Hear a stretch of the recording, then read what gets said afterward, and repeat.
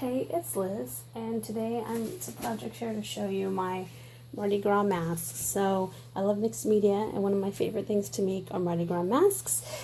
And I've made several over the years. Unfortunately, I really have no way to display them, and I really don't have a good way to store them, and they're essentially falling apart at this point.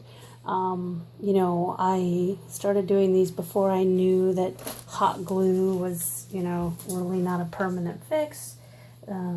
And since they haven't been stored properly, a lot of the feathers are bending and curling, and they're just, I don't know that I'm going to try to preserve them and display them at this point. So I thought, well, I'll make a video, and then at least they'll be kind of preserved in digital form, because, I like them. I think that they're beautiful pieces of art. So the first one I ever made was this one. So I'm going to kind of bring it in a little bit. Hopefully, so you can see some details. I don't really want to go over everything I used, etc., how I made them. Sorry, it's been years and years. I will tell you a couple tips. If you're going to do something where you use bling and then put glitter, make sure you don't just use the stickum on the bling. Put glossy accents or something down as well. Otherwise, the glitter tends to get under the stickum that's already there, and they start to lift, which is sort of what happened with my next one, which is the second one I ever made, and it's I think maybe my favorite.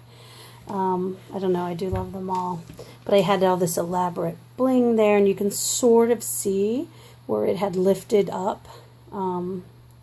So I think I went back with some of it and put glossy accents under, and I could go and put more glitter. But again, the feathers at this point are starting to curl, and I don't really know if it's worth saving. So let me see if I can get you a close-up of this one. The butterfly is a rub-on that's just on acetate. Now, the next one I did, you've seen already. If you've seen my video, that was my design team submission to Buttery Scraps years and years ago. It's one of my favorites. See if I can. Love that butterfly. I can't tell you how many times though I've had to re-glue it. I think, and I've tried E6000, glossy accents, PVC glue, hot glue. It's just one of those things where I just can't get the darn thing to stay on there. So there's that one. And then I wanted one that was a different shape, because they were all the same shapes, and I couldn't really find anything in the stores. I know where you can get them at Hobby Lobby, but if you choose not to shop at Hobby Lobby, you're kind of up a creek. So I actually took one and I cut it apart, and I sort of made this kind of I don't know how to describe it, shape, devilish shape. Let's see if I can. Oops, I moved on it and it didn't like that. Come on. It's like talking to your cat. So, pretty simple one, no stick or string. That's that one. And then I did my Queen of Hearts one. This one is actually really, it's in the sad state of disrepair, I guess. The flowers fraying, and the feathers are just, look, a hot mess.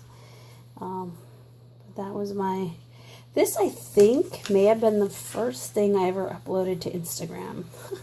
I'm not like a super big Instagram user. I want to be, and I try to be, but I'm not. So, but I do feel like this was a picture of this was the first thing I ever uploaded.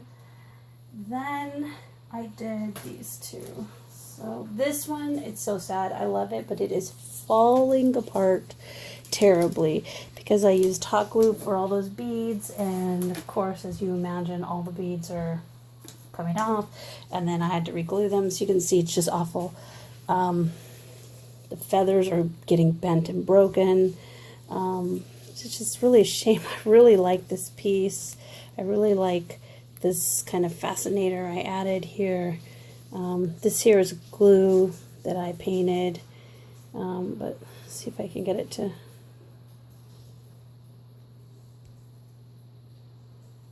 Okay. I don't know if you can see, but there's like multiple layers of glue because I've tried to fix it a bunch of times, and I just, it's just a shame. And it's not like you can just rip the parts off that you want to keep. I mean, hot glue and feather, that's permanent. Let me tell you, those feathers may not stick to the mask forever, but they're going to stick to each other forever, and they'll tear. And then the final one, I finally did go and get a different shape from somewhere. Sorry about that, if you heard that. And that's the last one that I did. This one I really tried to make the stick at an angle because, I had done all these ones where the stick was straight. And then I was like, oh, that isn't really how they are. So I really tried to have this one at an angle. So there's that one. So anyway, quick project share before they completely die.